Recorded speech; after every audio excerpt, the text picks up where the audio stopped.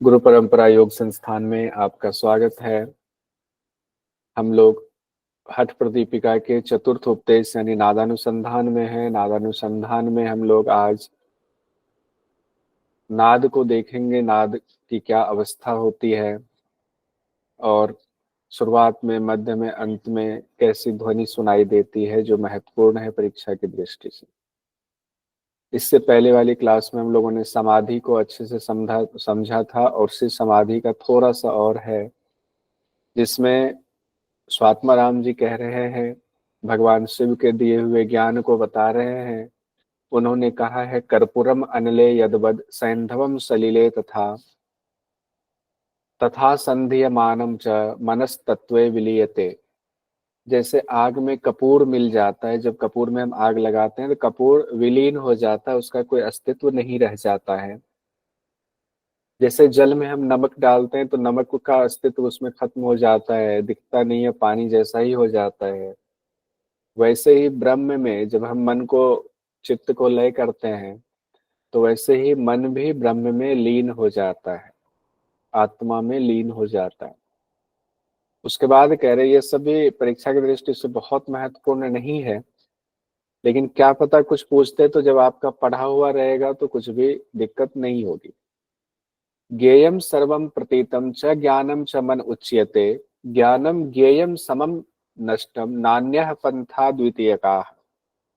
कहते हैं जो कुछ भी ज्ञेय है, जो जाना हुआ है, वो सभी ज्ञान की ही वस्तु है और ज्ञान ही मन कहलाता है। मतलब जो कुछ आप जानते हो ज्ञान की वस्तु, ज्ञान को मन कहते हैं।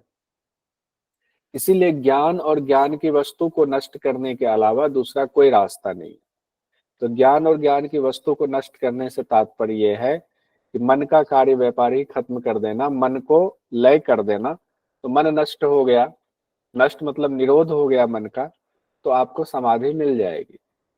कहते हैं, मनोदृश्यम इदम सर्वम यत किंचित सचराचरम मनसो ये उन्मनी भावाद द्वैतम नैवो लभ्यते। कहते हैं जो कुछ भी इस संसार में, इस जगत में है, वो सिर्फ मन का विषय है। इससे पहले हम लोगों ने योग वासिष्ठ का एक मंत्र देखा था, जिसमें राम से संबंधित है। राम को कह रहे हैं कि मन का ही सारा कार्य व्यापार है। गुरु वशिष्ठ जी कह रहे हैं, वो हठ प्रदीपिका में भी है। यहाँ पर स्वात्मा राम जी उसी बात को कह रहे हैं कि मन का ही सारा प्रपंच है, सारा विश्व मन का ही विषय है। और जब मन को आप उन्मनी कर दोगे, मन को विषयों में अब नहीं लगाओगे, मन को आप निरुद्ध कर दोगे, तो उन्मनी भाव को जब मन प्राप्त हो जाएगा, निरुद्ध करने से तात्पर्य है, तब किसी भी तरह का द्वैत भाव नहीं रहेगा, तब सिर्फ एक भाव रहेगा अद्वैत का, और वही ब्रह्म भाव रहेगा। उसके बाद कहते हैं, ज्ञेय वस्तु परित्यागाद विलियम याति मानसम मनसो विलिये जाते कैवल्यम अवशिष्यते। कहते हैं ज्ञेय वस्तु के परित्याग से, ज्ञेय मतलब जो आप जानते हो, जो जानते हो उसी पर मन जाता है। तो ज्ञेय वस्तु का जब परित्याग कर देते हैं तो मन ब्रह्म में विलीन हो जाता है। विलीन क्या, ब्रह्म में तो पहले से मन है, लेकिन बीच में पर्दा आ गया ज्ञेय वस्तुओं का, उन इंद्रियों से संबंधित जो विषय है उनमें लग गया मन। जब मन उसको छोड़ेगा तो ब्रह्म में लीन हो जाएगा, और मन के विलीन होने पर कैवल्य ही शेष रह जाता है। अब ये इंपॉर्टेंट है कैवल्य वाला, ये कई बार पूछ दिया जाता है कैवल्य की चर्चा से शब्द कहाँ कहाँ आया हुआ है, तो ये भी इम्पोर्टेंट में नोट कर लीजिए इसको, इम्पोर्टेंट है कैवल्य शब्द की वजह से।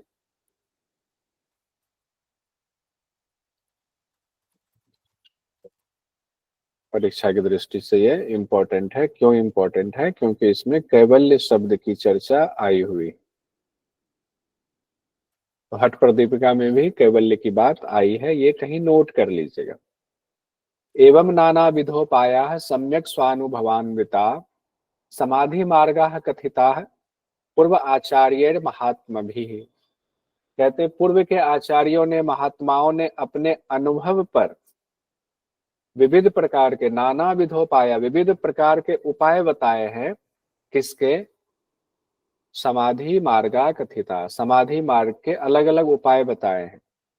उन उपायों में कहते हैं सुषुम्नाये कुंडलिन्ये सुधाये चंद्र जन्मने मनोन्मन्ये नमस्तुभ्यम महाशक्तिये चिद आत्मने। कहते हैं सुषुम्ना है, कुंडलिनी है, तो आज्ञा चक्र से श्रावित होने वाले जो अमृत रस हैं, उस मनोन्मनी चित्त स्वरूप महाशक्ति आपको नमस्कार है।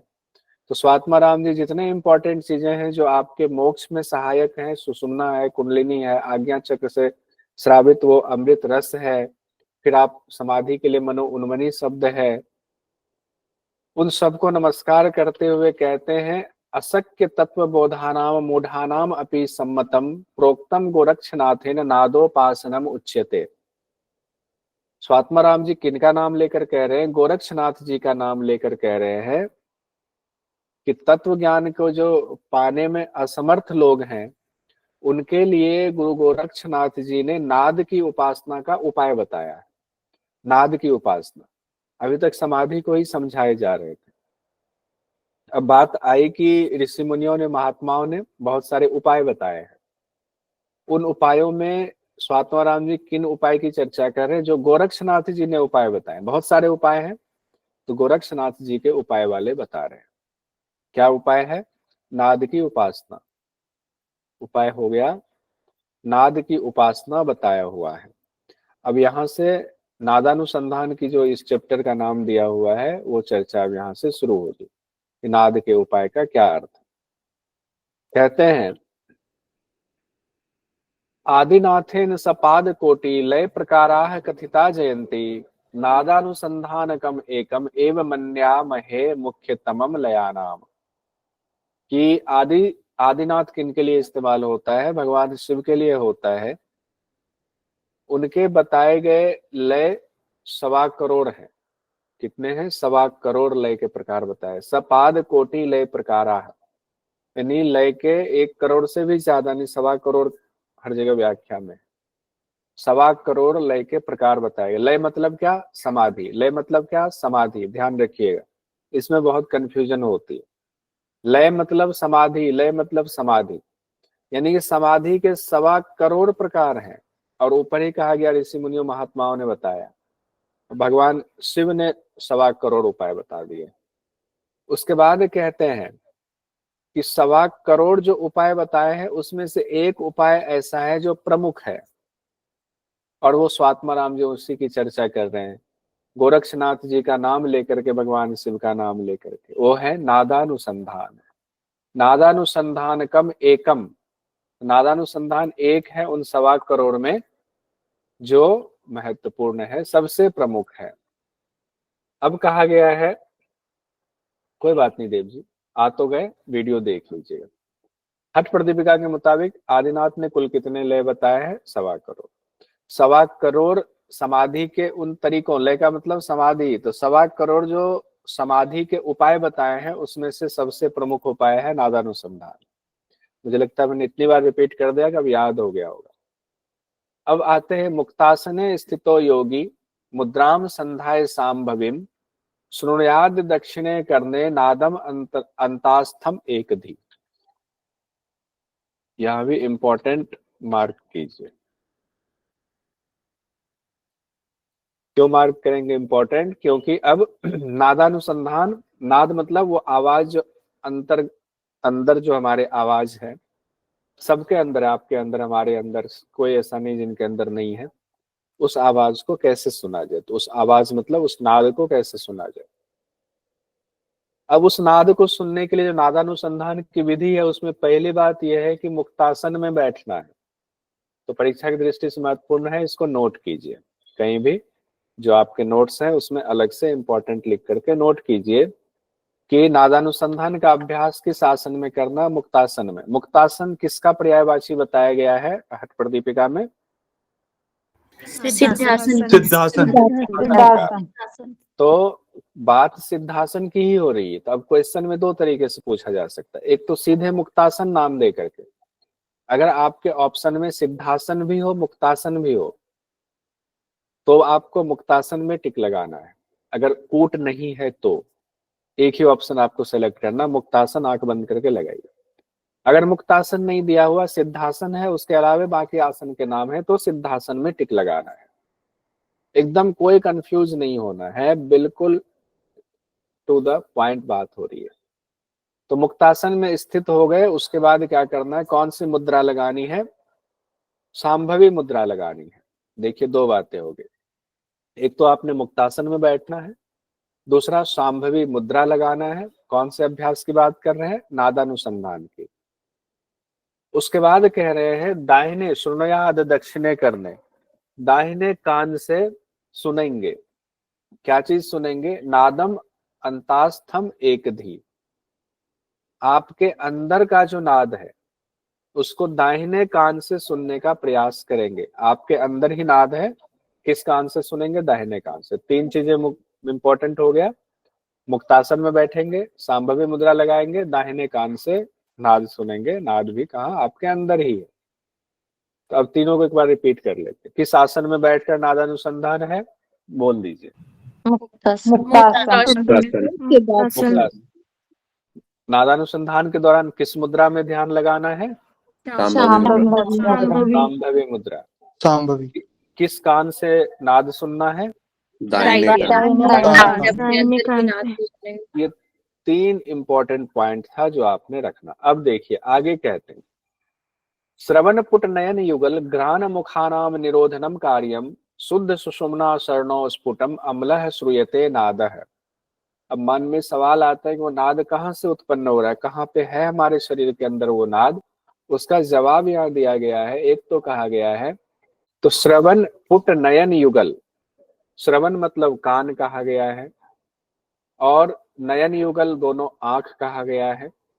तो दोनों कान और दोनों आंख को, उसके बाद कहा गया घ्राण मुखानाम। घ्राण मतलब, श्रवण मतलब हो गया सुनना, नयन मतलब देखना, घ्राण मतलब सूंघना। तो तीनों हो गया। उसके बाद मुखानाम मतलब मुख हो गया। उसको क्या करना है, निरोधनम कार्यम, बंद करना। यानी सन्मुखी मुद्रा जो हम लोग लगाते हैं इस तरीके से लगा लिया, आंख भी बंद, नाक भी बंद, मुंह भी बंद, कान भी बंद, सारे बंद हो गए। तो सन्मुखी मुद्रा शब्द ना दे करके कहा गया है कान बंद कीजिए, आंख बंद कीजिए, नाक बंद कीजिए, मुंह बंद कीजिए, और उसके बाद आपको आवाज आएगी दाहिने कान से। सांभवी मुद्रा के ऊपर बात आई थी, उसके बाद सेकेंड स्टेप में ये बात हो रही है। अंदर कहां पर है नाद, तो कहा गया शुद्ध सुषुम्ना सरनो स्फुटम। जो सुषुम्ना मार्ग आपका शुद्ध हो चुका है, उसमें आपका जो है कुंडलिनी जागरण की वजह से प्राण सुषुम्ना में प्रवाहित हो रहा है। तो अब वहां पर आपको स्पष्ट नाद सुनाई देगा। तो नाद कहाँ सुनाई दे रहा है, सुषुम्ना मार्ग में नाद सुनाई दे रहा है। तो उसको अम्लः श्रूयते नादः, उस नाद को अमल कीजिए, उसको सुनिए। सारे सवालों का जवाब यहाँ तकरीबन हो गया। आपके पास सवाल ये आ सकता है, नादानुसंधान के दौरान हठ प्रदीपिका के मुताबिक नाद का अनुभव किस नाड़ी में होता है, तो वो होता है सुषुम्ना नाड़ी में। अब देखिए नाद के दौरान जब आप अभ्यास करेंगे नादानुसंधान का, तो चार अवस्था की प्राप्ति होगी आपको। अचानक से आपको समाधि नहीं लगेगी, चार अवस्था आपको मिलेगी। कौन कौन सी चार अवस्थाएं, कहते हैं आरंभश्च घटश्चैव तथा परिचयो अपि च निष्पत्ति सर्वयोगेषु स्याद अवस्था चतुष्टयम्। सभी योगों में नाद की चार अवस्थाएं बताई गई हैं, आरंभावस्था, घटावस्था, परिचयावस्था और निष्पत्ति अवस्था। इसके लिए निमोनिक लोग इस्तेमाल करते हैं आग पानी। आग पानी आरंभावस्था, घटावस्था, परिचयावस्था और निष्पत्ति अवस्था। आरंभ है किसी चीज का, हम शुरुआत कर रहे हैं, तो शुरुआत करने के लिए हमें घट को जानना पड़ेगा, इस शरीर को जानना पड़ेगा। शरीर को जानते हैं तो शरीर का परिचय हो जाता है, परिचय होता है तो निष्पत्ति अवस्था की प्राप्ति होती है। ऐसे भी आप सीक्वेंस बना सकते हैं। तो चारों सीक्वेंस में आपको याद होना चाहिए, आग पानी, आरंभावस्था, घटावस्था, परिचयावस्था और निष्पत्ति अवस्था, इसकी बहुत जरूरत है। देखिए 2022 अक्टूबर में ये सवाल पूछा गया था। क्या सवाल था देखिए जरा, हठ प्रदीपिका के अनुसार नाद की अवस्था बताइए। आरंभावस्था, घटनावस्था, परब्रह्मावस्था, परिचयावस्था, तत्व ज्ञानावस्था। AD AD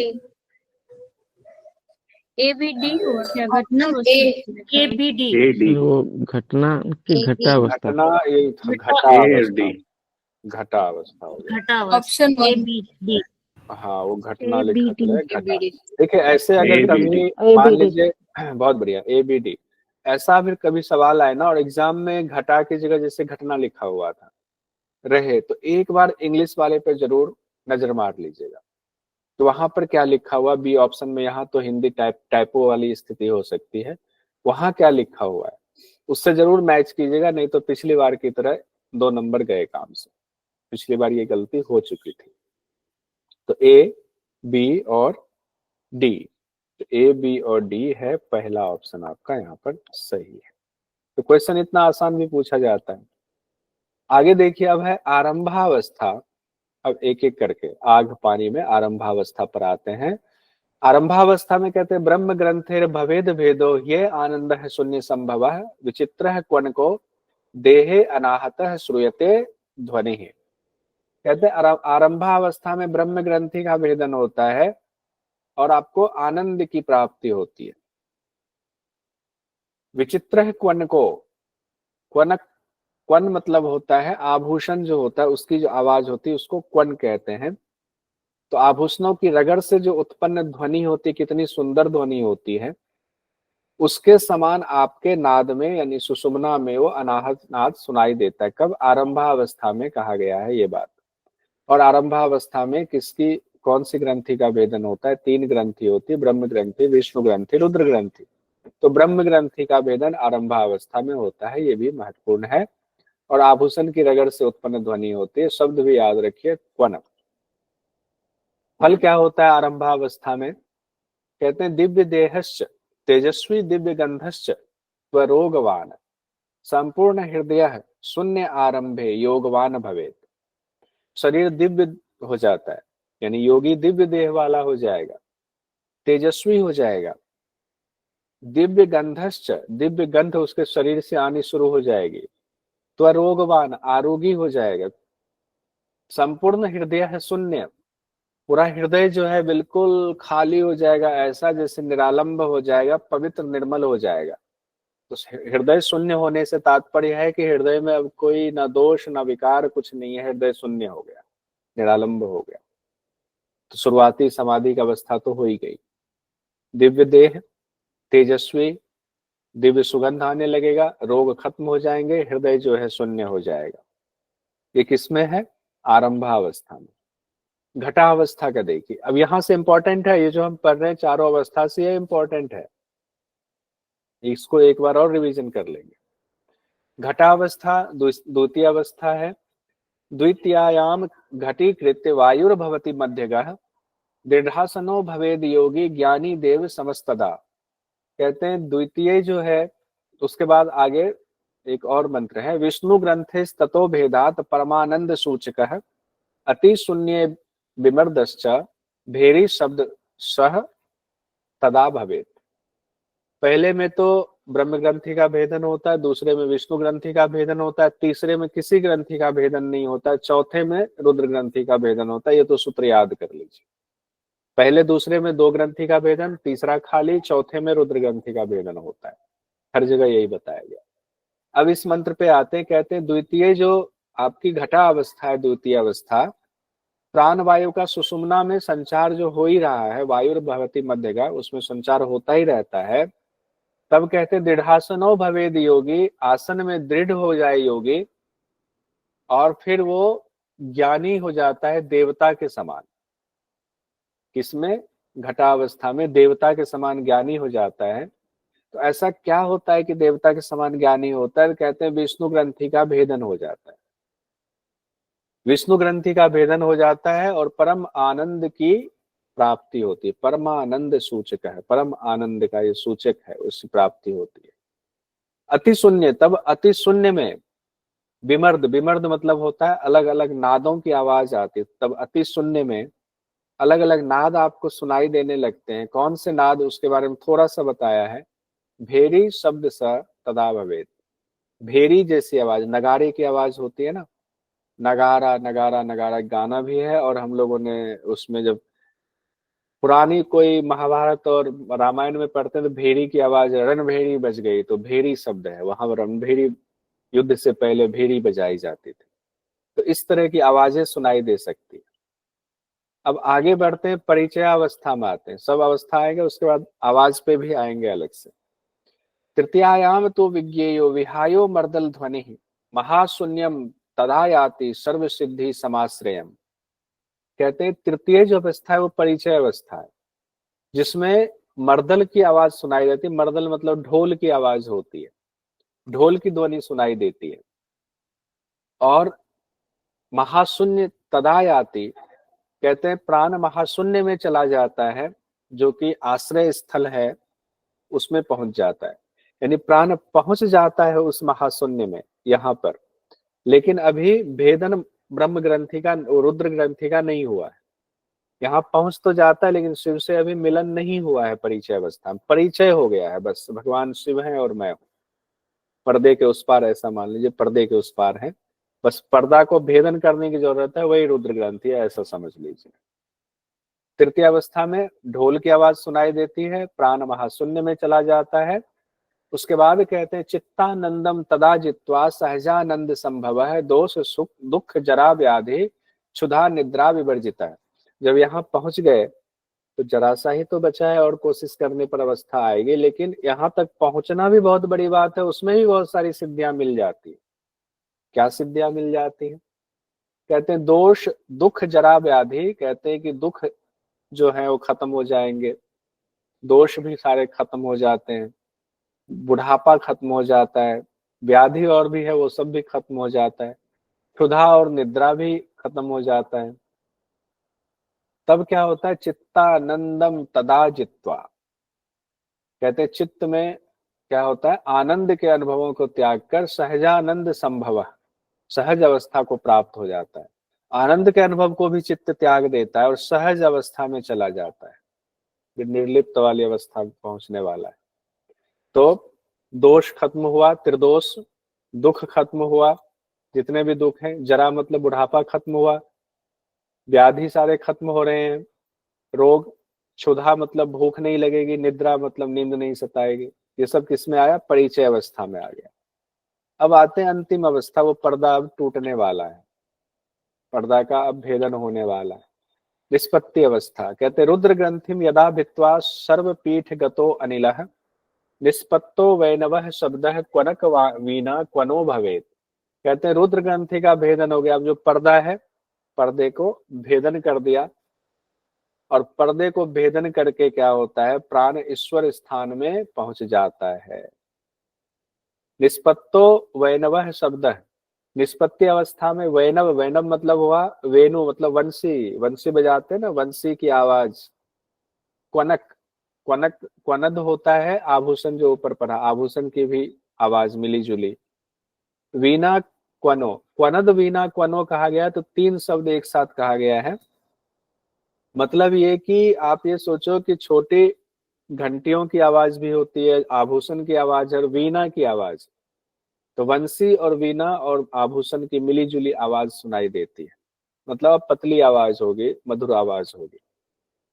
और कई जगहों पर सिर्फ यही कहा गया है कि वंशी और वीणा की झंकृत आवाज सुनाई देती है निष्पत्ति अवस्था में। अब आगे देखिए, एकीभूतम तथा चित्तम राजयोगा विधानकम सृष्टि संहार कर्तासो योगीश्वर समो भवेत। अब जब आप वहां पहुंच गए रुद्र ग्रंथि का भी भेदन करके, तो क्या होता है? चित्त और प्राण एकाग्र हो जाता है। वहां चित्त और प्राण अब एकाग्र हो गया। इसी अवस्था को कहते हैं राजयोग विधानकम, यानी राजयोग की प्राप्ति हो गई। अब यहाँ पर जब आप पहुंच गए तो सृष्टि संहार की आपको शक्ति आ जाती है, आप योगीश्वर के तुल्य हो जाते, ईश्वर तुल्य हो जाते। सृष्टि संहार की क्षमता का अर्थ है कि आपकी अपनी सृष्टि का संहार हो जाएगा। आपको इस सृष्टि में रहना है कि नहीं रहना है, ये क्षमता आ जाती है, आपके ऊपर अब डिपेंड करता है। योगी ईश्वर तुल्य हो जाता है। यानी कि ब्रह्म तुल्य हो जाता है। योगीश्वर समो भवेत, ईश्वर के समान हो जाता है। अब देखिए, चार जो अवस्था आप लोगों ने देखी अभी, चारों अवस्था को एक साथ हमने कहा एक साथ देख लेते हैं। पहली अवस्था आरंभावस्था, कौन सी ग्रंथि का भेदन? ब्रह्म ग्रंथि का। आवाज उसमें कौन सी बताई गई थी? क्वण की आवाज कही गई थी, झन की आवाज, यानी कि आभूषण की आवाज की बात की गई थी, झन से एक आवाज है। फल उसका बताया गया, दिव्य देह वाला हो जाता है, तेजस्वी हो जाता है, शरीर से सुंदर खुशबू आने लगती है, आरोगी हो जाता है, हृदय पुण्य पूर्ण हो जाता है, शून्याचारी हो जाता है। दूसरी अवस्था है घटावस्था, जिसमें कहा गया है विष्णु ग्रंथि का भेदन होता है, विमर्द और भेड़ी की आवाज सुनाई देती है। विमर्द का मतलब, कई जगहों पर विमर्द शब्द दिया गया, कई जगहों पर विमर्द का अर्थ लगाया गया है कि अलग अलग ध्वनि सुनाई देती है। तो विमर्द और भेड़ी रख लीजिए दोनों शब्द ध्यान में। घटावस्था में क्या हो जाता है? घट जो है, ये शरीर जो है देव के समान हो जाता है और ज्ञान भी बढ़ जाता है। तो देव समान ज्ञानी हो जाते हैं, परम आनंद की प्राप्ति होती है। परिचय अवस्था में भी बहुत फल बताया गया। परिचय अवस्था में किसी ग्रंथि का भेदन नहीं होता है, इस अवस्था में ये ध्यान रखेंगे। हर शास्त्र में यही बात कही गई, इसमें किसी शास्त्र में अलग नहीं है। उसके बाद परिचय अवस्था में कहा गया मर्दल की ध्वनि सुनाई देती है। मर्दल मतलब ढोल की आवाज सुनाई देती है परिचय अवस्था में, कि ढोल बज रहे हैं। आइए ढोल बजा करके कह दिया भगवान शिव के दर्शन होने वाले हैं, तैयार हो जाओ, जगा दिया आपको। ऐसे याद कर लीजिए, कुछ दिमाग से जोड़ करके कुछ चीजें याद कर लीजिए।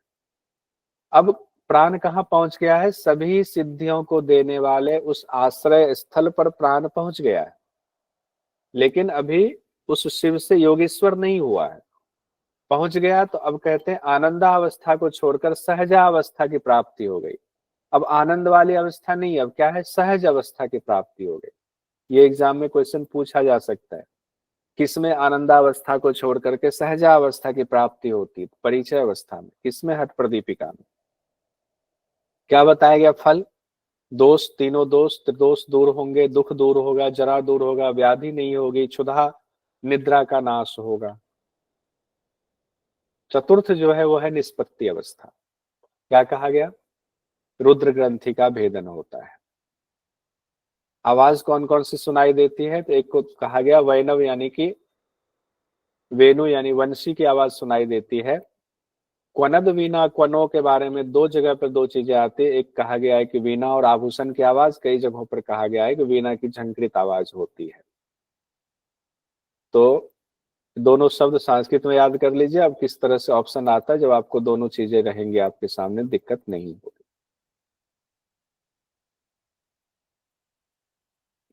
इसको अलग कलर का कर देते हैं।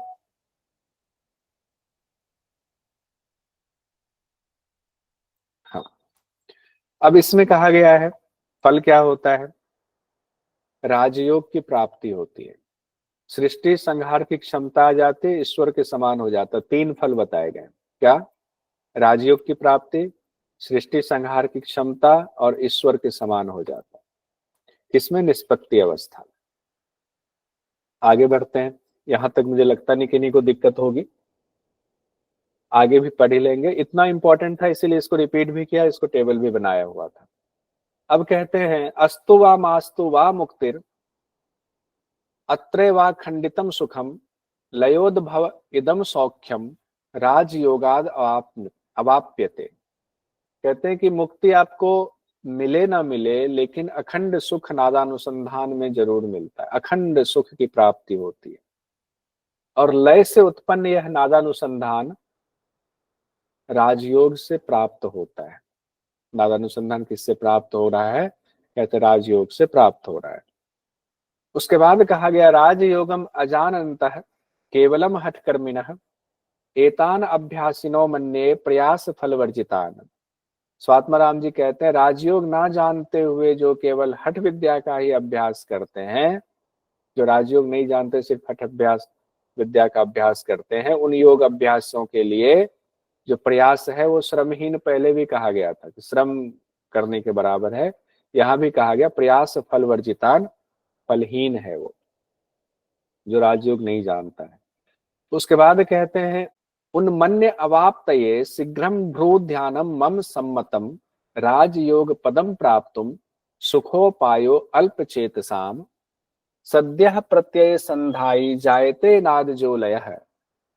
कहते हैं कि मम सम्मतम यानी मेरे मत के अनुसार, तो स्वात्मा राम जी कह रहे हैं मेरे मत के अनुसार सामान्य लोगों के लिए भू ध्यानम, तो भूमध्य में ध्यान लगाने से ही उन्मन्य अवाप्तये उन्मनी भाव की प्राप्ति हो जाती है।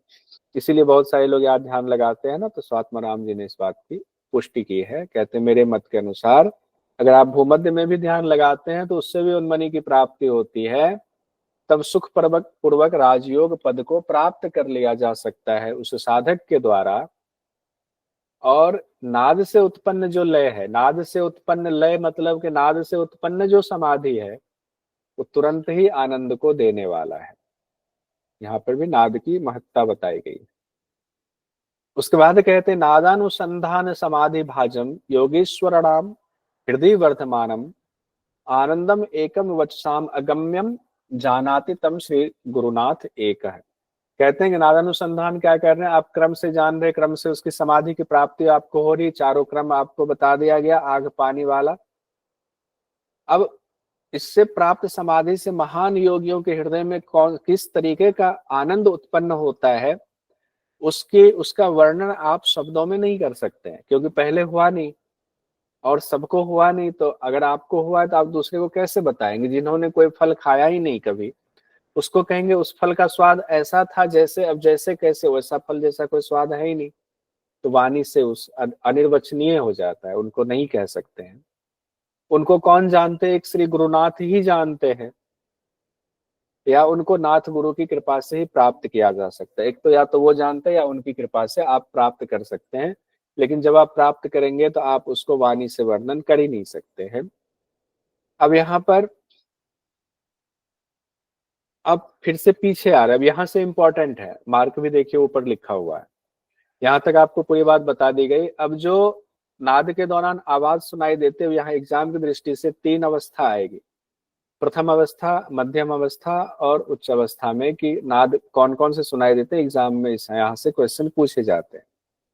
कहा गया कर्णोपिधाय हस्ताभ्याम यह शृणोति ध्वनि मुनि तत्र चित्तम स्थिरी कुयाद यावत स्थिर पदम ब्रजेत। कहते हैं दोनों हाथों से दोनों कान को बंद कीजिए। कर्णोपिधाय, कर्णो मतलब कान, पिधाय मतलब बंद कीजिए, हस्ताभ्याम मतलब दोनों हाथों से, शृणोति ध्वनि मुनि। अब ध्वनि जो आपके अंदर है उसको सुनिए। तत्र चित्तम स्थिरी कुर्याद, अब वो जो ध्वनि सुन रहे हैं उसमें चित्त को स्थिर कीजिए। यावत स्थिर पदम ब्रजेत, तब आपको स्थिरता की प्राप्ति हो जाए। कब तक सुनना है? जब तक की स्थिरता, यावत जब तक की स्थिरता की प्राप्ति ना हो जाए तब तक उस ध्वनि में चित्त को लगाए रखिए। अब विधि बता रहे, अब उल्टा आ रहे, जहां से हो चुका है उसी को अब उसमें और सूक्ष्म चीजें बताई जा रही हैं। अभ्यस्य मानो नादो अयम बाह्यम आव्रीश नुते ध्वनिम पक्षाद विक्षेपम अखिलम जित्वा योगी सुखी भवेत। कहते नाद के अभ्यास से ही, अभ्यास मानो नादो अयम, नाद के अभ्यास से ही बाह्यम आवृणुते ध्वनिम, बाहर की जो ध्वनि है, जो बहुत सारी आवाज आपके आसपास है, वो लुप्त हो जाएंगी, क्योंकि आपका ध्यान अंदर की ध्वनि पर गया। तो बाहर की ध्वनि आपका अभ्यास से उस ध्वनि पर अब ध्यान नहीं जाएगा। पक्षाद विक्षेपम, पक्षाद मतलब होता है ना कृष्ण पक्ष शुक्ल पक्ष, 15 दिन का एक पक्ष होता है। कहते पक्षाद विक्षेपम, एक पक्ष तक अगर आप अभ्यास करते हैं, 15 दिन तक अभ्यास करते हैं मन से, गुरु के बताए मार्ग से, तो साधक कहते हैं कि सभी प्रकार के दुख को, सभी प्रकार के जो आपके विक्षेप हैं उससे आपको मुक्ति मिल जाती है, उसको जीत लेते हैं। जो आपको भटकाने वाली चीजें हैं 15 दिन में ही स्थिरता को आती है। और उसके बाद और क्या है? योगी सुखी होता है, योगी सुखी भवेत। 15 दिन के अभ्यास से आप विक्षेप खत्म होंगे, आप सुखी होंगे। श्रूयते प्रथमाभ्यासे नादो नाना विधो महान। अब यहां से और इंपॉर्टेंट है, ततो अभ्यासे वर्धमाने श्रूयते सूक्ष्म सूक्ष्म कह। कहते हैं अभ्यास की अब प्रथम अवस्था बताई गई। प्रथम अवस्था में नाना प्रकार के नाद सुनाई देते हैं। अभ्यास बढ़ते बढ़ते उससे सूक्ष्म नाद सुनाई देगा और सूक्ष्मतम नाद सुनाई देगा। पहले मान लीजिए बहुत तेज आवाज आ रही है, फिर थोड़ी धीमी आवाज आएगी, फिर और धीमी आवाज आएगी। ये अवस्था आपकी आएगी। तो पहले कौन सी आवाज आएगी?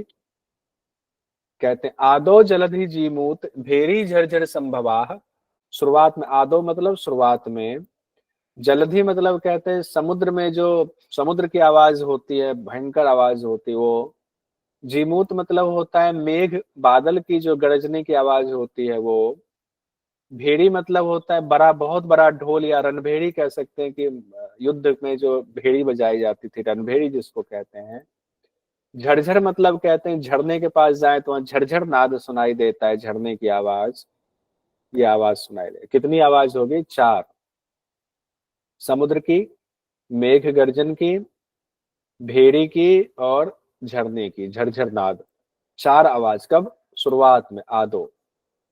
और मध्य में, दूसरा है मध्य में, मध्य मर्दल शंखो तथा घंटा काह लजास तथा।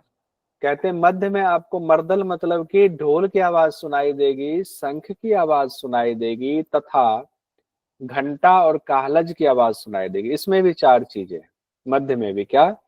मर्दल मतलब ढोल, शंख, घंटा और काहलज। घंटा बड़ा वाला घंटे की आवाज, बड़ा वाला घंटा। तो शंख सीक्वेंस में याद होना चाहिए, ढोल, शंख, घंटा, काहलज। ढोल, शंख, घंटा, काहलज, या मर्दल, शंख, घंटा, काहलज। ये मध्यम में हो गया हठ प्रदीपिका के मुताबिक। उसके बाद तीसरी अवस्था में क्या कहा गया है?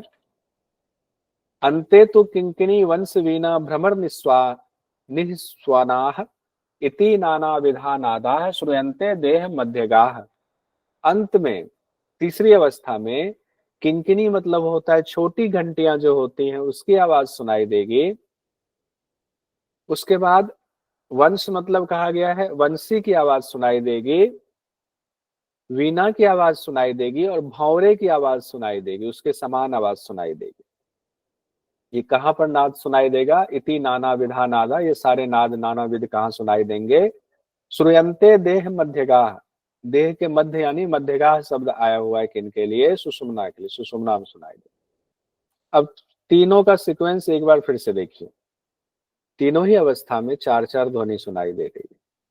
शुरुआत में समुद्र की, मेघ की, भेरी की, झरझर की। मध्य में कहा गया है मध्य ढोल, शंख, घंटा और काहलज। उसी को घड़ियाल भी कई जगहों पर लिखा हुआ है।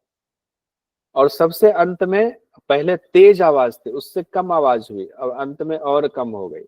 अंत में क्या है? किंकिनी छोटी घंटे, वंशी की आवाज, वीणा की आवाज और भंवरे की आवाज सुनाई देगी। तो ये एग्जाम में पूछा जाता है। कैसे पूछा जाता है? क्वेश्चन कैसे बनता है वो देखिए, ये सब इंपॉर्टेंट था। 2018 दिसंबर में ये क्वेश्चन आपसे पूछा गया, यानी जिन लोगों ने पेपर दिया, आप लोगों ने तो नहीं दिया। क्या क्वेश्चन पूछा गया? हठ प्रदीपिका के अनुसार नादानुसंधान के अंतिम चरण में प्रकट होने वाले नाद निम्नलिखित में से कौन से हैं? मेघ गर्जन, समुद्र गर्जन, अंतिम कहा गया झरना, घंटा, वीणा, भ्रमर गुंजन, थर्ड ढोल। Third option. वीणा भ्रमर गुंजन। Third option. चलिए सब लोग कह रहे तो मान लेते हैं तीसरा ऑप्शन। क्वेश्चन सिर्फ लास्ट से ही नहीं, बीच से भी पूछा जा सकता है, शुरुआत से भी। उसी समय 2018 में ही जुलाई में क्वेश्चन पूछा गया। क्या क्वेश्चन पूछा गया? थोड़ा सा ये रुक रहा है, थोड़ा हैंग सा हो रहा है। हाँ आगे। हठ प्रदीपिका के अनुसार नादानुसंधान अभ्यास के प्रारंभ में किस प्रकार की ध्वनि सुनाई देती है? प्रारंभ में मेघ की, शंख की, घंटे की, भ्रमर की। ऑप्शन के मुताबिक एक ही सिर्फ है कि तेज आवाज वाला, तो मेघ की ध्वनि है। अब ये चीजें वहां पर आई हुई क्यों? अब हम लोग इम्पोर्टेंट जो था वो कंप्लीट हो चुका है, अब लेस इम्पोर्टेंट है, लेकिन एक बार पढ़ करके इसको कंप्लीट कर लेते हैं। उसमें क्या और विधि बताई गई है जब ध्वनि सुनना है और किन किन बातों का ख्याल रखना है वो बताया जा रहा है। स्वात्मा राम जी कहते हैं, अब इम्पोर्टेंट जो मैंने कहा लेस इम्पोर्टेंट है, एग्जाम की दृष्टि से सिर्फ कहा है। क्या पता एग्जामिनर, हमें आपको लग रहा है लेस इम्पोर्टेंट है, यहीं से क्वेश्चन पूछते, इसलिए पूरा ही पढ़ लेते हैं। कहते हैं महति श्रूयमाणे अपि मेघ भेर्य आदि के ध्वनो तत्र सूक्ष्मात सूक्ष्मतरम नादम एव परामृशेत। कहते हैं मेघ की, महती मतलब होता है तेज आवाज। कहते हैं महती जो आवाज है जो आप सुन रहे हैं उसमें मेघ की आवाज है, भेड़ी की आवाज है, आदि जो समान सुनाई, जो आदि आवाज सुनाई देते हैं, जो बहुत तेज आवाज है, ज्यादा जोर वाली आवाज है। ध्वनि में भी सूक्ष्म से सूक्ष्मतम नाद है, उन सब पे मन लगाना चाहिए। शुरुआत में जो आवाज आपको सुनाई दे रही है उस पर मन लगाइए, फिर थोड़ी ध्वनि कम हो गई उस पर आवाज ध्यान ले जाइए मन को, फिर और कम वाली आवाज है उस पर मन को ले जाइए, सब जो नाद उत्पन्न हो रहे हैं उस पर मन को ले जाइए। लेकिन मन कहीं और नहीं जाना चाहिए। अगले ही मंत्र में कह रहे हैं, घनम उत्सृज्य वा सूक्ष्मे सूक्ष्मम उत्सृज्य वा घने रममाणम अपि क्षिप्तम मनो नान्य अत्र चालियेत। कहते हैं घन नाग मतलब जो बहुत तेज आवाज है उस पर ले जाइए ध्यान। अब अगर सारी आवाज आ रही है तो कभी तेज आवाज पे मन जाएगा, कभी सूक्ष्म और सूक्ष्म से भी सूक्ष्म है उस पर ध्यान जाएगा, मन जाएगा, फिर वो मन जो है फिर तेज वाली आवाज पे जा सकता है, यानी मन जो है इधर उधर हो सकता है। भले ही मन रमे जहां, भले तेज आवाज पे चाहे सूक्ष्म आवाज पे, मन को रमाइए वहीं तेज सूक्ष्म पे ही अभी रखिए, उसी नाद पे रखिए। मनो ना अन्य अन्यत्र चालियत, मन को और कहीं चलाने की जरूरत नहीं है, नहीं जाने दीजिए, रोकिए वहीं मन को। कहते हैं जब यत्र कुत्रापि वा नादे लगति प्रथमं मनः तत्रैव सुस्थिर भूयः तेन सार्धम विलीयते। जिस किसी भी नाद में से पहले मन लग जाए, किसी को लगता है कि ढोल में आवाज में मन लग रहा है, किसी मेघ में, किसी समुद्र गर्जन में, किसी के वीणा में, बंसी में, जिसमें भी सर्वप्रथम मन लग जाए उसी में मन को सुस्थिर रखना चाहिए, तब चित्त वहीं विलीन होने की स्थिति में हो जाता है। आगे कहते हैं, अब यहां तक कह दिया गया, अब आगे जो मंत्र है ना उसमें बस तुलना की जा रही है, तो बहुत जल्दी जल्दी इसको पढ़ के निकलते। कहते हैं मकरंदम पिबन भृंगी गंधम नापेक्षते यथा नादासक्तम तथा चित्तम विषयान नहीं कांक्षते। मतलब भृंगी जब किसी फूल पे रस चूसने जाता है तो रसपान करता, लेकिन उसके सुगंधों में नहीं फंसता है। उसी तरह आप आवाज पर ध्यान ले जाइए, मन को ले जाइए, नाद में चित्त स्थिर कीजिए, बाहरी विषयों को छोड़ दीजिए, सुगंध वगैरह को। कहते हैं मनो मत गजेंद्रस्य विषयोद्यान चारिणः समर्थो अयम नियमने निनाद निशिता अंकुशः। कहते हैं मदमस्त हाथी पर जब एक वो चढ़ा होता है, महावत चढ़ा होता है, जो उसको चलाने वाला हाथी होता है उसको महावत कहते हैं। जैसे गाड़ी में ड्राइवर है तो हाथी पर महावत होता है, उसके हाथ में एक लोहे का वो होता है नुकीला सा, उसको अंकुश बोलते हैं, बहुत जगहों पर सुल्फा बोलते हैं। चमड़ी मोटी होती है हाथी की, जब हाथी उधर उधर करता है तो उससे चुभ होता है हाथी को, हाथी कंट्रोल में आता है, कोई हमें कंट्रोल कर रहा है नहीं, अगर हम इधर उधर करेंगे तो हमें तकलीफ दी जाएगी अंकुश से। जैसे मदमस्त हाथी को वश में करने के लिए महावत अंकुश का इस्तेमाल करता है, वैसे ही विषयों में चढ़ने वाले चित्त को नाद रूपी जो अति तीक्ष्ण आपके वो नाद आवाज है उसको अंकुश मान करके उसको रोकने की कोशिश कीजिए, चित्त को उसमें उलझाए रखिए आवाज में। बद्धम तो नाद बंधेन मनः संत्यक्त चापलम प्रयाति सूत्राम स्थैर्यम छिन्न पक्षः खगो यथा। कहते हैं एक पक्षी है जिसके पंख टूट गए हैं, अब पक्षी विवश हो गया, उड़ नहीं सकता है, तो क्या होता है, स्थिरता को बेचारा प्राप्त होता है। कहते हैं उसी तरीके से नाद रूपी बंधन से बंधा हुआ मन जो है उसको उतने ही दूर में उसको रखिए, नाद की जितनी जितनी दूर तक नाद की आवाज जा रही है उतने तक ही मन को बांध के रखिए। तब क्या होगा, मन जो है चंचलता को छोड़ करके स्थिरता को प्राप्त होगा। अगर पक्षी है, पक्षी को पांव में रस्सी बांध दीजिए, अब उड़ सकती नहीं है, तो जितनी बड़ी रस्सी है उतना ही दूर में घूमेगी। उसी तरह जो है मन को भी कहा गया है नाद के द्वारा बांधना है। सर्व चिंताम परित्यज्य सावधानेन चेतसा नाद एवानुसंधेयो योग साम्राज्यम इच्छता। कहते हैं कि योग साम्राज्य की इच्छा रखने वाले जो योगी हैं, बड़ी सावधानी पूर्वक सभी चिंताओं का उनको परित्यज्य कर देना चाहिए, त्याग कर देना चाहिए, और एकाग्र मन से नाद एवानुसंधेयो, एकाग्र मन से एकमात्र नाद का ही संधान करना चाहिए, उसी को सुनना चाहिए, उसी को अपना लक्ष्य बना करके उसी अनुसंधान में लगे रहना चाहिए। कहा गया नादो अंतरंग सारंग बंधने वायुरायते अंतरंग कुरंगस्य वधे व्याधायते अपीच। जैसे कि चित्त रूपी हिरनी को पकड़ने के लिए क्या होता है, जाल फेंका जाता है। तो अगर चित्त की तुलना हिरनी से की जाए जो बहुत चंचल है, उसको पकड़ने के लिए जैसे जाल फेंका जाता है, तो चित्त रूपी हिरनी को पकड़ने के लिए हमने नाद का जाल बना दिया। नाद में फंसे मन, और चित्त रूपी जो वो हिरनी है जो चंचल है, हिरन से तात्पर्य मन को चंचलता की वजह से हिरन से तुलना की गई है, उसको मारने के लिए भी वो नाद जो है व्याध के समान है। मन को कैसे लय करना है, उस नाद से ही लय करना है, यही बात कही गई है। व्याध मतलब जो शिकारी है, जो वध करने वाला है, जानवरों का को मारने वाला, यहाँ हो गया। उसके बाद कहते हैं घोड़े से तुलना की गई, सबसे तुलना की जा रही है बस। कहते हैं कि अंतरंगस्य यमिनो वाजिनः परिघायते नादोपास्ति रतो नित्यम अवधार्या ही योगिना। साधक के चित्त रूपी घोड़े को, अब चित्त की तुलना घोड़े से कर दी गई है। नाद की उपासना चार दीवारी की तरह है, घोड़े को रोकना हो तो उसको नहीं रोक सकते, उसके लिए ऊंची चार दीवारी बना दीजिए ताकि घोड़ा उसको कूद ना पाए। कहते हैं उसी तरह चित्त को रोकने के लिए नाद का रोज अभ्यास कीजिए, तभी चित्त आपकी चित्त को स्थिरता प्राप्त होगी, चित्त आपका स्थिर होगा। उसके बाद कहते हैं, आज तो पता नहीं क्यों ये साथ नहीं दे रहा है, मैं चाहता हूँ कि आज कंप्लीट करके कर दें, हो ही गया है, कंप्लीट ही है, आज हो जाए तो कल से हम कुछ नया शुरू करें।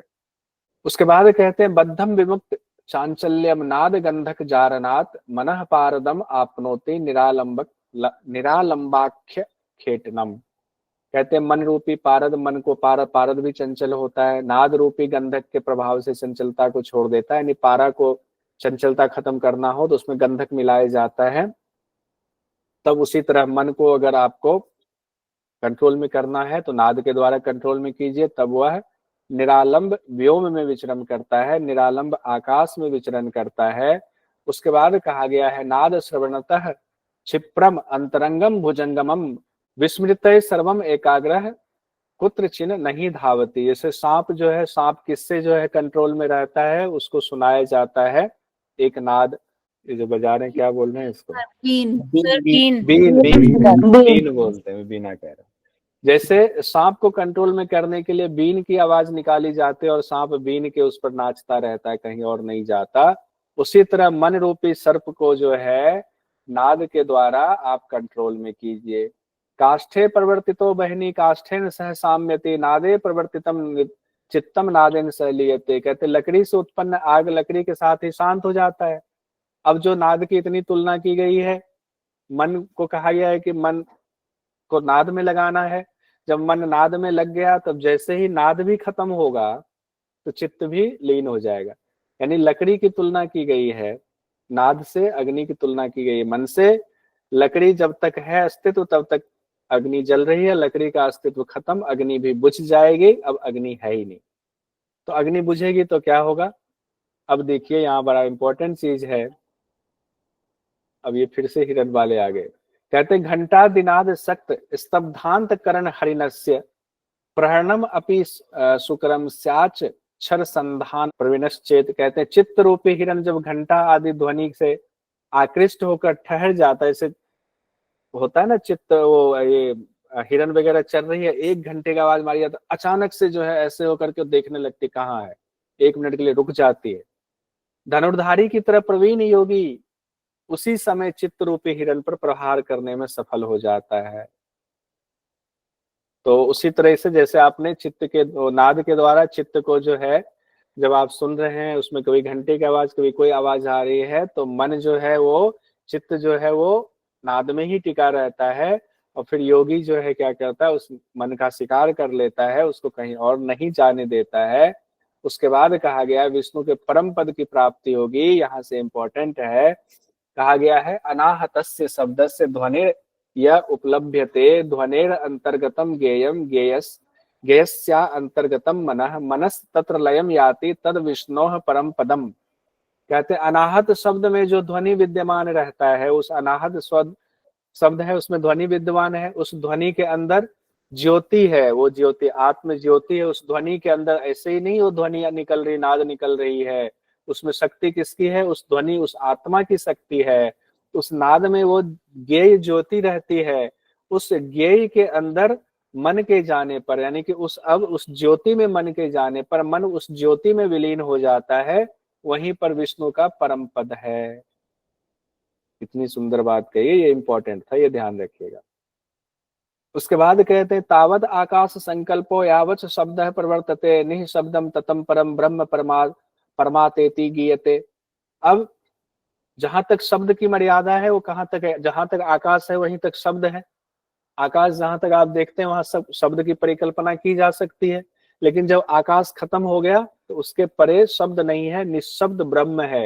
यानी कि जब तक आप उस नाद को सुन रहे थे तब तक, जब तक उस ज्योति में आपका मन लय नहीं हो गया, जब तक नाद में लय था, नाद सुन रहे थे आप, जैसे ही ज्योति में आपका मन लय हो गया वैसे ही नाद अब बंद हो गया। अब नाद की आवाज ही खत्म, यानी लकड़ी खत्म, अग्नि खत्म। अग्नि कहाँ? विष्णु के परम पद में मिल गया। उसके परे निःशब्द ब्रह्म है, वो परमात्मा के नाम से जाने जाते हैं। निःशब्द स्थिति हो जाती है, नाद भी एक समय आकर के खत्म। यत किंचन नाद रूपेण श्रूयते शक्तिर एव सा यस तत्वांतो निराकार स एव परमेश्वर है। कहते नाद रूप में जो कुछ भी दिखाई देता है, सुनाई देता है, दिखाई क्या देगा? सुनाई देता है, वह केवल शक्ति ही है। किसकी शक्ति? उस आत्मा की शक्ति थी। और जिसमें तत्वों का विलय हो जाता है वह निराकार है, वही परमेश्वर है। यानी वह आवाज जो सुनाई दे रही थी उस ज्योति की शक्ति की वजह से सुनाई दे रही थी। मन को आपने पहले उनकी शक्तियों में लगाया, आवाज में, फिर जब आपका ध्यान उस ज्योति में चला गया तो उस शब्द भी गायब हो गए, निःशब्द हो गया। वो जो निराकार स्थिति हो गई वही परमेश्वर की स्थिति है। उसके बाद कहते हैं सर्वे हठ लयोपाया राजयोग से सिद्ध्यते राजयोग समारूढ़ पुरुष कालवंचक। ऊपर वहां तक नादानुसंधान कंप्लीट हो गया। कहते हैं हठ और लय के सभी उपाय राजयोग की सिद्धि के लिए, यानी हठ योग किस लिए करते हैं? राजयोग की प्राप्ति के लिए। और राजयोग में आरूढ़ जो हो गया साधक, उसकी मृत्यु नहीं होती। कालवंचक है, वो काल से परे हो जाता है, भूत वर्तमान भविष्य। यानी काल के बंधन में तभी तुम बूढ़े हो रहे हैं, बच्चे हो रहे हैं कि जवान हो रहे हैं। काल का वंचन खत्म, मृत्यु को जीत लेता है। तत्वम बीजम हठ क्षेत्रम औदासीन्यम जलम त्रिभि उन्मनी कल्प लतिका सद्य एव प्रवर्तते। कहते हैं जिस तरह एक किसान होता है, अपने खेत के लिए उत्तम अच्छा वाला बीज लाता है और खेत को, उर्वर खेत होता है उसका चयन करता है, फिर उसमें जल की व्यवस्था करता है। जल भी कैसा होना चाहिए? मीठा जल होना चाहिए ताकि पौधा फसल अच्छा हो। तीनों की व्यवस्था करके रखता है। उसी तरह अगर आप अच्छे साधक हैं, आपको मोक्ष की प्राप्ति करनी है, राजयोग की प्राप्ति करनी है, आपको चित्त रूपी बीज, हठ रूपी भूमि यानी अभ्यास और वैराग्य रूपी जल को चयन करना पड़ेगा, रखना पड़ेगा, तभी आपको समाधि की प्राप्ति होगी, उन्मनी अवस्था की प्राप्ति होगी। बीज कहा गया किसके लिए? चित्त के लिए। चित्त को निर्मल बनाइए, उत्तम बीज कहा गया, चित्त को निर्मल बनाइए। क्षेत्र कौन सा हो गया? हठ योग का अभ्यास ही क्षेत्र है, उस अभ्यास को सीखिए गुरु से।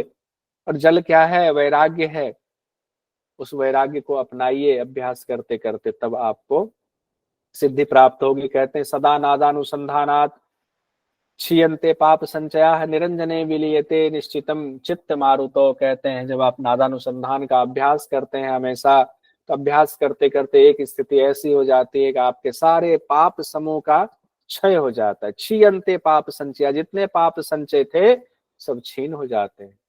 तब क्या होता है, निरंजने विलीयते, तब आपका चित्त जो है उस निरंजन पद में, उस ज्योति में विलीन हो जाता है। तब आपका चित्त उस ज्योति में, चित्त और मारुत दोनों कहा गया है, चित्त और प्राण उस निरंजन पद में विलीन हो जाता है। कहते शंख दुदुम्भी नादम च ना श्रुणोति कदाचन, काष्ठवज जायते देह उन्मनावस्थया ध्रुवम। कहते तब फिर शंख दुदुम्भी नाद जो अब तक आप सुन रहे थे, मेघ की गर्जन सुन रहे थे, वंशी वीणा सुन रहे थे, वो नाद सुनाई नहीं देते हैं। उन्मनी अवस्था में आप पहुंच जाते हैं, आपका देह जो है उस काठ के समान हो जाता है जिस पर कोई प्रभाव नहीं पड़ता है, जो चेष्टा रहित हो जाता है, जो विषयों में कभी नहीं लगने वाला है, ऐसी अवस्था आपके चित्त की हो जाती है।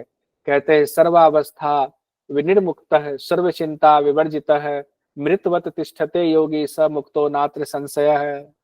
कहते सभी अवस्थाओं से वो योगी तब मुक्त हो जाता है, सभी सर्व चिंता विवर्जित, सारी चिंताओं का उनका जो है सब छूट जाता है, कोई चिंता नहीं रह जाती है, वो मृत प्राय सा दिखने लगता है, मतलब स्थिति मृत प्राय सी हो जाती है, तब वह योगी मुक्त है, इसमें कोई संशय नहीं है। वैसा योगी ही तब मुक्त है।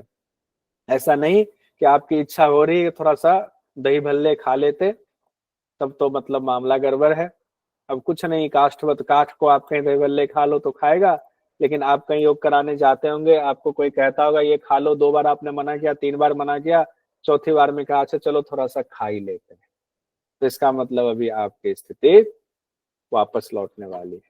आगे कहते हैं खाद्यते न च कालेन बाध्यते न च कर्मणा साध्यते न स केन अपि योगी युक्त समाधिना। जब योगी समाधि से युक्त हो जाता है, योगी युक्त समाधिना युक्त हो जाता है, तब उसे काल भी नहीं गरज सकता। खाद्यते ना कालेन, काल उसका कुछ बिगाड़ नहीं सकता है। बाध्यते ना च कर्मणा, कर्म उसको उसके मार्ग में बाधा नहीं पहुंचा सकती है, कर्म उसको नहीं बांध सकती है। तब योगी किसी के अधीन नहीं होता। साध्यते ना सकेन अपि, साधक वो योगी समाधि में होता है, किसी के अधीन नहीं होता है। बस कंप्लीट होने ही वाला है, चिंता मत कीजिए, बहुत सुंदर है। ना गंधम ना रसम रूपम न च स्पर्शम ना निःश्वसनम नात्मानम ना परम वेत्ति योगी युक्त समाधिना। अब समाधि में जो योगी है उसका बताया जा रहा है कि उसकी स्थिति कैसी होती है, इंपॉर्टेंट, इसको मान सकते हैं अगर एग्जाम में आ जाए तो। कहते हैं समाधिस्थ योगी को ना गंध का असर होता है, ना रस का असर होता है, ना रूप का असर होता है, ना स्पर्श का असर होता है, सभी इंद्रिय जनित ज्ञानों से वो परे हो जाता है। उसे ना तो अपना ना ही दूसरों का भान रह जाता है, किसी का भान नहीं रहता है। तो योगी की यहाँ पर कह सकते हैं, योगी की अवस्था कैसी हो जाती है, योगी की अवस्था बताई जा रही है। उसके बाद कहते हैं आगे, चित्तम न सुप्तम न जागृतम स्मृति विस्मृति वर्जितम न च अस्तम एति नोदेति यस्यासो मुक्त एव सह। कहते हैं उनका चित्त ना सोया हुआ के जैसा होता है, ना जागृत है, ना जागृत हुआ के जैसा होता है। स्मृति विस्मृति सब जो है वर्जित हो जाता है, कुछ स्मृति है, विस्मृति है, भूल रहे हैं, याद है, सब खत्म हो गया, शून्य हो गया हुआ है। न च अस्तम, ना चेतन अवस्था में है, एति नोदेति, ना तो चेतन अवस्था में है ना अचेतन अवस्था में है, वो साधक मुक्त ही है, ऐसी अवस्था उनकी हो गई, बस एकदम निरालंब अवस्था। ना विजानाति शीतोष्णम ना दुखम ना सुखम तथा ना मानम ना अपमानम च योगी युक्त समाधिना। जब समाधि में योगी युक्त हो जाता है तब वो ना उसको ठंड लगती है, शीत ना गर्मी लगती है, उष्ण ना दुख होता है, ना सुख होता है, ना उनको मान का कोई फर्क है कि बहुत मान दे रहे हैं, बहुत बड़े योगी है, ना अपमान का उनको कोई फर्क पड़ता है। यानी कि मान मिला तो बहुत खुश हो गए, आजकल के है ना बहुत सारे मठाधीश, मान मिला तो बहुत खुश हो गए, उनको चाहिए आप सब कुछ त्याग दो, हमारे यहाँ सारा धन दे दो। ऐसा कुछ नहीं, जो योगी होगा उसकी स्थिति देखिए कैसी होगी।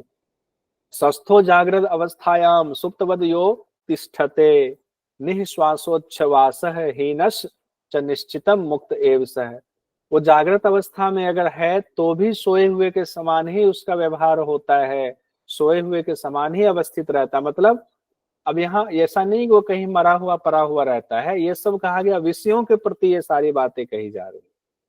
जागृत होने पर भी वो विषयों के प्रति सोए हुए के समान रहता है, श्वास प्रश्वास से रहित हो जाता है, जितनी देर मर्जी श्वास रोक सकता है, निश्चित रूप से वो मुक्त ही होता है।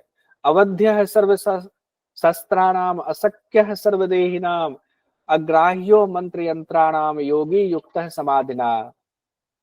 उस पर अब कोई शस्त्र का असर नहीं होता है, सबसे वो अबद्ध हो गया, वह किसी शस्त्र से उसको नहीं मार सकते हैं, वह किसी भी देहधारी द्वारा नहीं मारा जा सकता है, किसी मंत्र का यंत्र का अब उस पर असर नहीं होगा, क्योंकि वो समाधि में युक्त योगी हो गया हुआ है। क्योंकि आत्मा को कोई नहीं मार सकता, तो इसलिए यहाँ ये बातें कही गई है।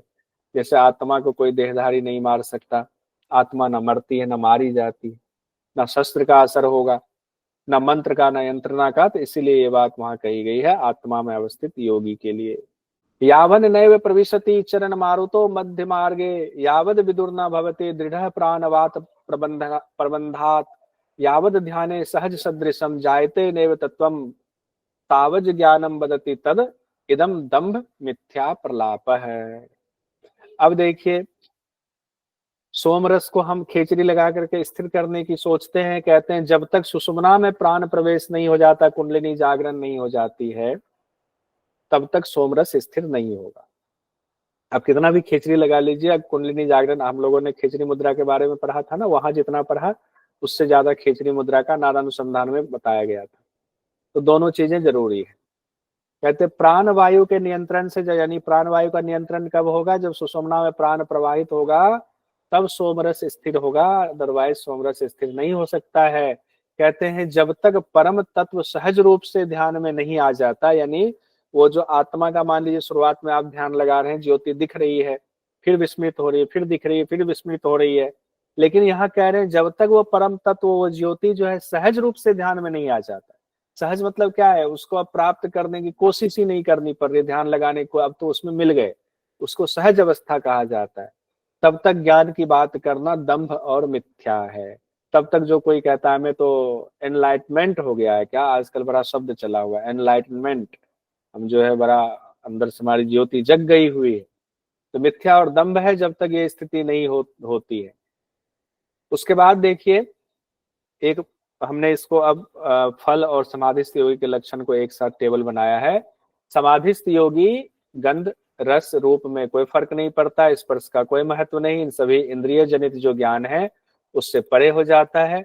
उसे अपनों का ना तो ज्ञान है ना दूसरों का भान है, मतलब सब अपना पराया सब एक जैसा हो जाता है।